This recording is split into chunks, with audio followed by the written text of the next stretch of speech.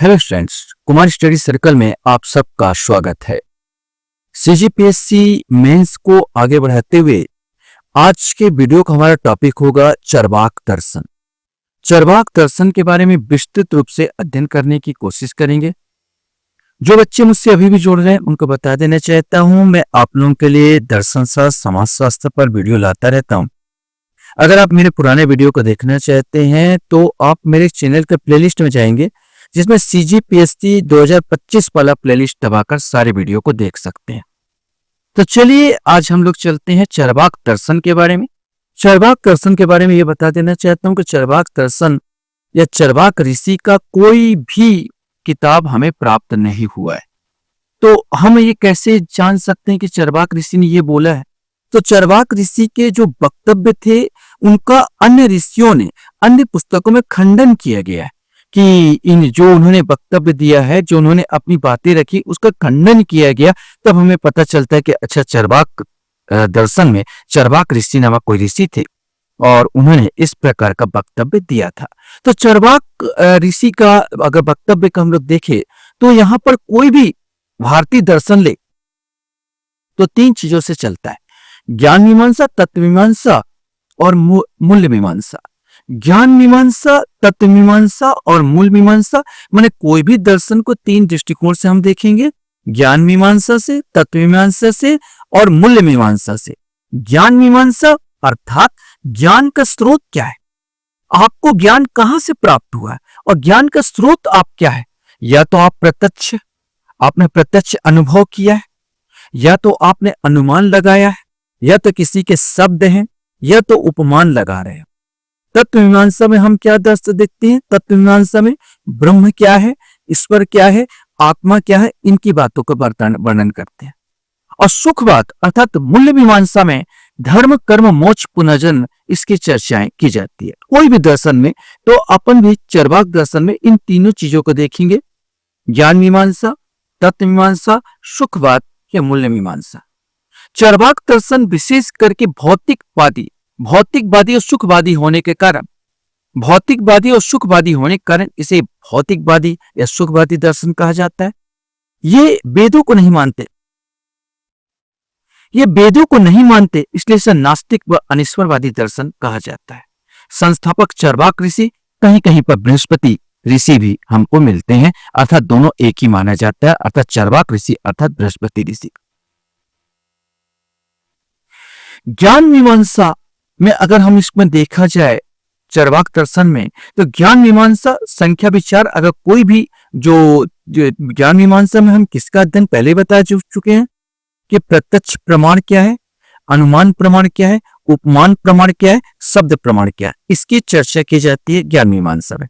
किसी भी तथ्य की पुष्टि हम कैसे कर सकते हैं? प्रत्यक्ष माने इंद्रियों द्वारा। आप आंखों से आपने देखा है, कानों से शब्दों को क्या सुना है आपने, क्या आपने अपने स्पर्श करके देखा है कठोर है या मुलायम है, क्या आपने चख के देखा है स्वाद से वहां पर कि कड़वा है या मीठा है। तो ये सब हमारे इंद्रियों द्वारा होता है और इसको हम प्रत्यक्ष प्रमाण कहते हैं। अनुमान प्रमाण वह प्रमाण होता है, अगर मान लिया जाए कोई मेरे को आग दिख रहा है, यहाँ पर धुआं दिख रहा है, तो अनुमानता हम देखें कि आग जलने पर हमेशा धुआं निकलता है, तो मेरा अनुमान होगा वहां पर कहीं पर आग जल रहा होगा। हम देखते हैं अक्सर बादल आता है, तो बादल गिरने पर बरसात होती है, तो मैं बोलूं कहीं बादल दिख रहा है, मैं अनुमान लगाऊंगा वहां पर बरसात हो रही होगा। उपमान प्रमाण माने यहाँ पर अनुमान प्रमाण में पूर्व ज्ञान प्रधायक प्रमाण होता है। उपमान प्रमाण, अगर यहाँ पर मैं देखता हूं कि भाई एक शक्कर के दाने जो सफेद सफेद रंग के होते हैं क्रिस्टल, यहाँ पर वैसे ही मेरे कोई क्रिस्टल दिखाई दे, तो मैं अनुमान उपमान लगा सकता हूँ, क्योंकि शक्कर जैसे दिख रहे हैं तो ये क्या होंगे, ये शक्कर हो सकते हैं। तो ये उपमान, ऐसे भी हम ज्ञान का आधार लगाते हैं। रात के अंधेरे में एक रस्सी जैसा कोई चीज पड़ा हुआ है, तो रस्सी जैसा सांप भी दिखता है, तो मैं अनुमान लगा सकता हूं या उपमान लगा सकता हूं कि शायद यहां पर सांप हो। तो यह प्रमाण में समानता के आधार पर हम ज्ञान प्राप्त करते हैं। और शब्द प्रमाण अर्थात ज्ञानी पुरुषों ने अर्थात वेदों में यहाँ पर जो लिखा है उसको प्रमाण मानना, ये शब्द प्रमाण कहलाते हैं। माने किसी भी ज्ञान मीमांसा में किसी भी चीज को अध्ययन करने के लिए ये चारों चीजों का सहारा लिया जाता है।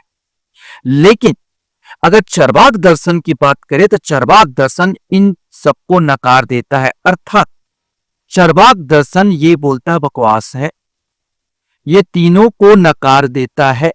केवल एक चीज को वो जोर देता है, वह है प्रत्यक्ष प्रमाण।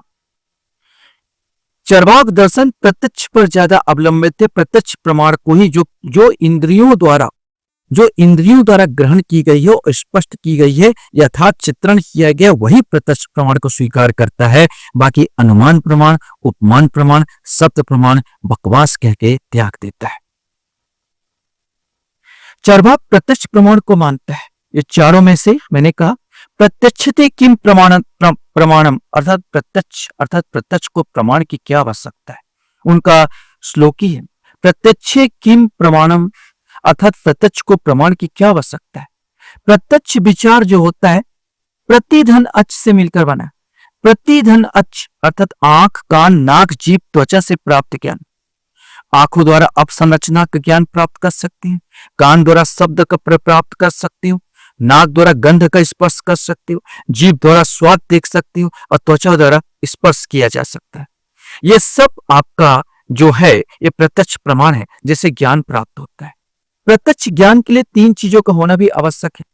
आपके पास इंद्रियां होनी ही चाहिए। अब अंधा आदमी को दिखाऊंगा तो कैसे देखेगा, उसके पास तो इंद्रियां ही नहीं। इंद्रियों का अलावा आपके पास पदार्थ भी होना चाहिए। लेकिन यहां पर गुण रखा है और एक व्यक्ति यहां पर है, यहां पर उसके पास इंद्रियां भी है, देख भी सकता है, उसके पास चख भी सकता है, लेकिन वो पदार्थ को चखा ही नहीं है। माने सन्निकर्ष भी इंपॉर्टेंट है, तब तो बताएगा ना कि मीठा है या सीठा है। मीठा है या सीठा है तभी बताया जा सकता है जब उसके पास इंद्रियां हो और पदार्थ हो, उसका सन्निकर्ष हो, माने उसके स्पर्श करके देखा हो, चख के देखा। यही प्रत्यक्ष ज्ञान के तीन प्रमाण होते हैं, इंद्रियां, पदार्थ और सन्निकर्ष। इसके बिना प्रत्यक्ष ज्ञान नहीं हो सकता। चरवाक बार बार बोला प्रत्यक्ष ज्ञान को इंपॉर्टेंट मानता है। अनुमान प्रमाण का खंडन करता है।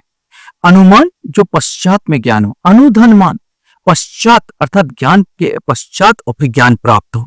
माने यहां पर एक चीज उन्होंने उदाहरण दिया कि पर्वत के पास धुआं उठ रही है तो मैं अनुमान लगाऊंगा वहां पर आग जला हो, लेकिन जरूरी थोड़ी है कि वहां आग ही जला हो सकता है कोहरा हो जो आपको नजर आ रहा हो, धुआं टाइप का। तो इसलिए अनुमान को वो नहीं मानता। उपमान प्रमाण खंडन। उपमान प्रमाण अर्थात जैसे शक्कर का क्रिस्टल सफेद रंग का होता है तो कांच का भी तो सफेद रंग का क्रिस्टल होता है।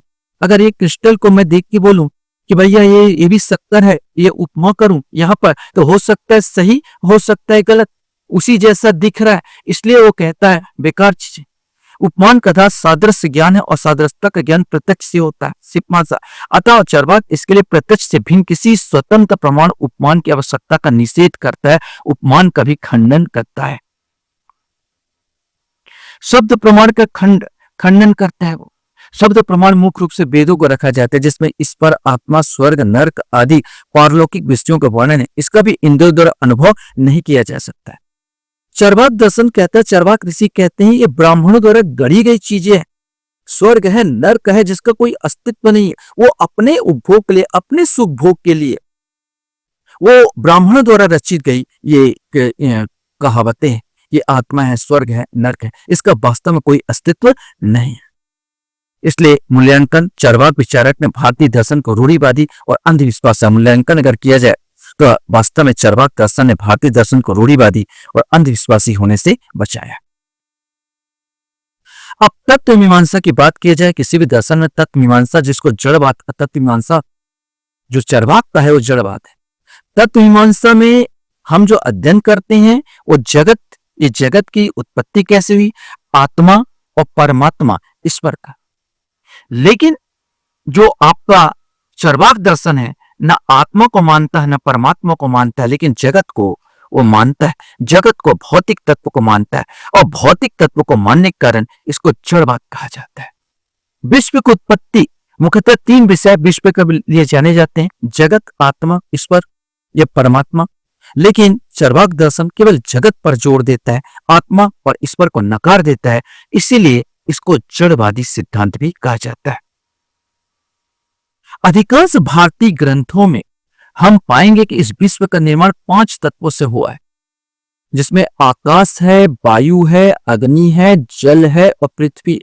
इन पांचों तत्वों के मेल से, इस पंच महाभूत के मेल से इस सृष्टि का निर्माण होता है। चरवाक दर्शन आकाश को नकार देता है और केवल 4 दर्शन को इंपॉर्टेंस देता है, वायु, अग्नि, जल, पृथ्वी। वो कहता है वायु, अग्नि, जल, पृथ्वी ठीक है, आकाश जिसका हम प्रत्यक्ष अनुभव ही नहीं कर सकते वो नकार देता, गलत है। और इन चारों के कॉम्बिनेशन से चरवाक कहता है विश्व का निर्माण होता है, आकाश को नकार देता है। अर्थात चरवाक दर्शन कहता है वायु, अग्नि, जल और पृथ्वी इसके निश्चित अनुपात में मेल होने से विश्व का निर्माण होता है। जिस प्रकार हाइड्रोजन और ऑक्सीजन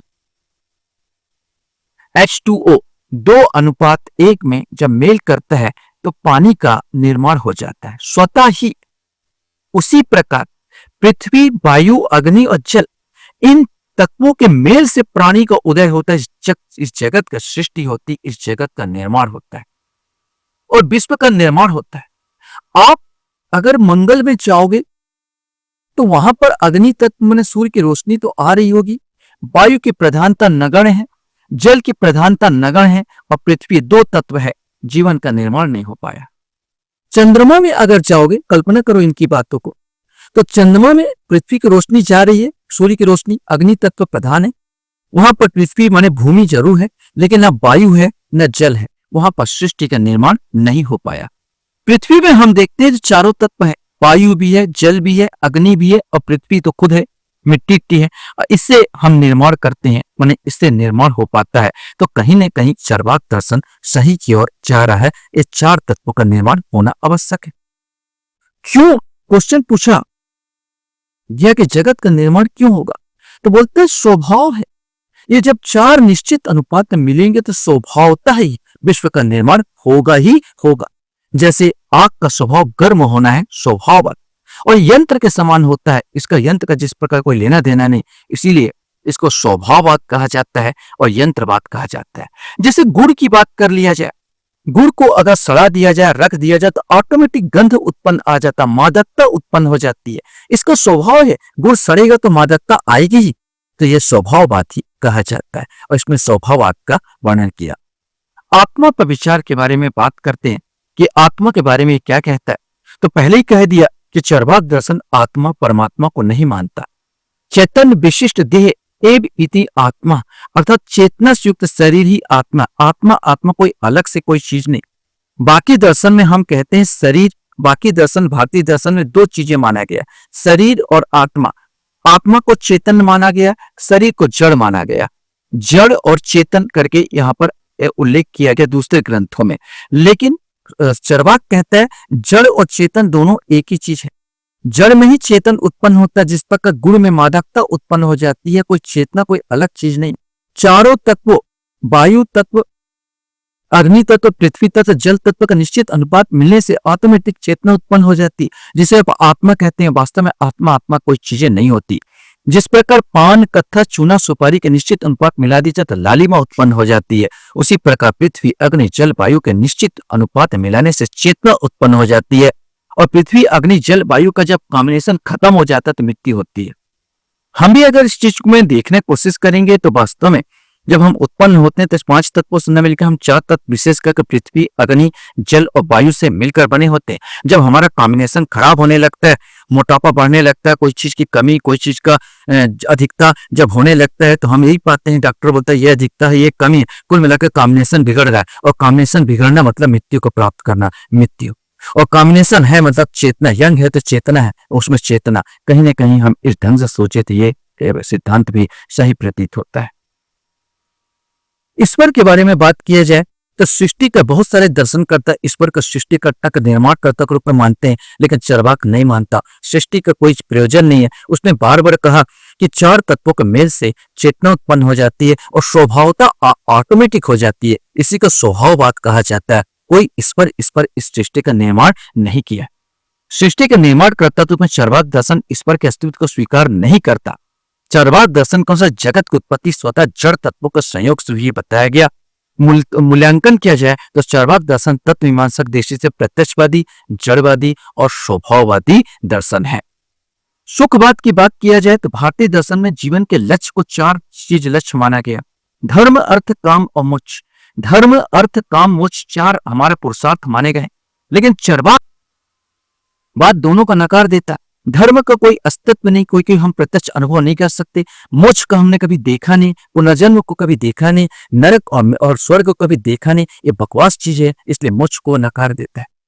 अर्थ और काम दो चीजों को चार्वाक दर्शन मानता है और सुख बात काम में हमको प्राप्त होता है और काम के लिए हमारा अर्थ का निर्माण होता है। अर्थ जो है सहायक है, काम के लिए सहायक है। बिना अर्थ के में काम हमारा जो सुख है उसको प्राप्त नहीं कर सकता। इसलिए सुख बात ये चार्वाक दर्शन कहता है। चार्वाक दर्शन का श्लोक है कि दूसरे लोकों में सुख प्राप्ति के लिए इस लोक में किया गया कर मूर्खता। अगर हम सोचते हैं कि मैं दान पुण्य करके मैं दूसरे स्वर्ग को जाऊंगा तो बेवकूफी है। पावत जीवते सुखम जीवते ऋणम कृत्वा घृत पीवते भस्मीभूत देहस्य पुनरागमन कृता। अगर पावत जीवते सुखम जीवते, जब तक जियो सुख में जियो, ऋण कृत्वा घृत पीवते, उधारी लेके घी पियो भस्मीभूत देहस्य। ये भस्मभूत जो शरीर है उसका दोबारा उत्पन्न होने का कोई चांसेस नहीं, इसलिए जितना चाहो सुख भोग कर लो। इसीलिए इसको सुखवाद दर्शन भी कहा जाता है। चार्वाक कहता है मछली खाना चाहते तो कांटे से क्यों डरते हो? आप मछली का स्वाद लो, कांटे से मत डरो, कांटा तो आएगा। इसका सुख प्राप्त करना हो चाहते तो दुख से क्यों डरते हो? दुख तो आएगा ही, लेकिन आपका सबसे अच्छा जो जीवन होता है सुख प्राप्त करना। जो जीवन सबसे ज्यादा सुखी है वो ज्यादा सुखमय है, क्योंकि दोबारा उत्पन्न होने का कोई चांसेस नहीं है। ये सर चार्वाक दर्शन था।